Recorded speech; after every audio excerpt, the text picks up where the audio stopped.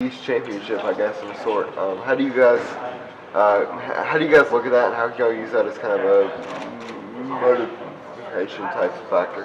Obviously it's huge. We're playing, for a chance to go to Atlanta. So I would say that's all the motivation we need for this weekend.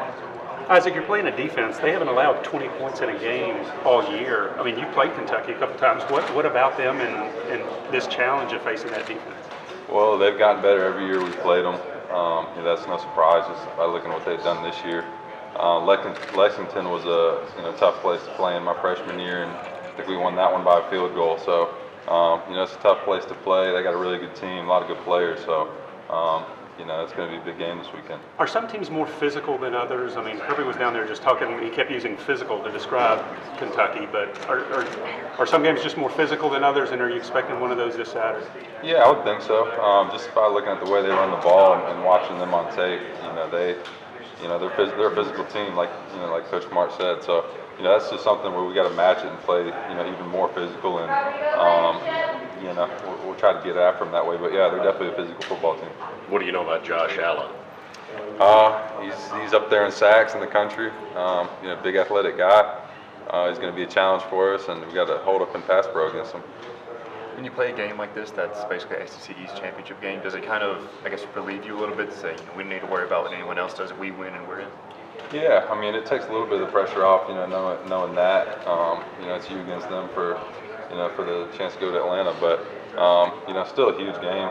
A lot of stuff riding on this one, so we're not going to take it lightly, and we're ready to get after them. How dangerous is it when you play a team that just kind of refuses to lose? Kentucky's been left for dead a bunch of times this year, and they kind of keep finding ways to hang in there and pull it out. Yeah, it's going to be a four-quarter game, because that's the kind of team they are. If we get them down, we got to finish them and try to put them away. Good thing for us, we've been a good second-half team this year. We've done well finishing in that regard, so I think that's an advantage for us. But they're a great team. They're going to keep fighting, and they got a chance to go to Atlanta as well, and that's a chance that they haven't had in a while. So they're going to be pumped up, ready to go. How surprised are you that Kentucky is in this position? I mean, it's not usual, to see that, but I can tell you over the last 3 years how much better they've gotten, and now this year it's not a surprise to me at all.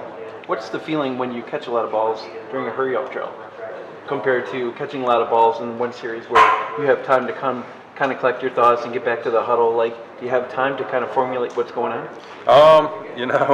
When you're in 2-minute mode, you're breathing hard, you're running, you keep running routes, and so it's a little more difficult, but we got a set of two-minute plays that we run and we get used to, so there's not a whole lot of thinking involved. You kind of just line up and go. Are plays called like two at a time, like things like that? No, but we have a certain set that we practice all the time, so when we do get into 2-minute mode, we go about things that way. What's the team approach to the whole goal line situation? I mean, obviously it was a great win, but everybody's going to be talking about 6 plays from the one. I mean, you're up front there. What's going on at the goal line, and where do you think the team goes from here? We'll get better at that.